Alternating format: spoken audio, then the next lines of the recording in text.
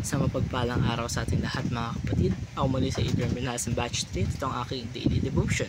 At ngayong araw pag-uusapan natin ay kung narinig mo na ba yung first gospel o promised seed. At ang ating Bible verse ay mula sa Genesis chapter 3 verse 15. Sinasabi sa ating scripture ng araw, "And I will put enmity between you and the woman, and between your offsprings and hers. He will crush your head and you will strike her heel."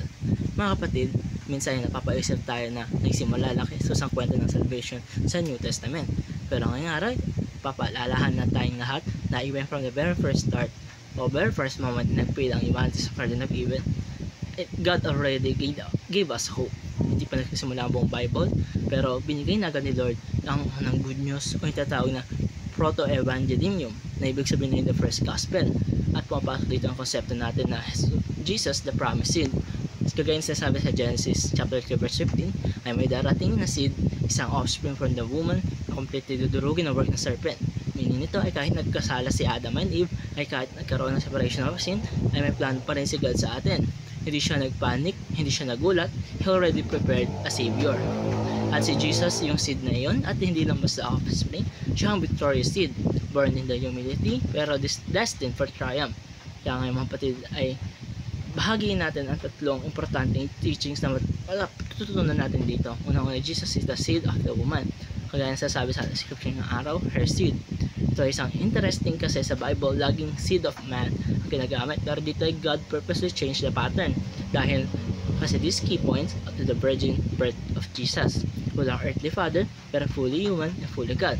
At ito pa lang nakikita na natin na fulfilled agad yung prophecy thousands of years later. Jesus was already, or literally the seed of the woman. Siya yung promised savior na hindi kayang pigilan ng kasalanan, ng serpent, or even ng oras.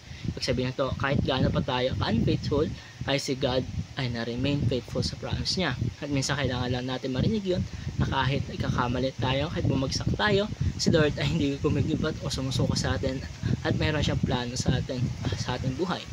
Kalawa, Jesus is the seed of Abraham.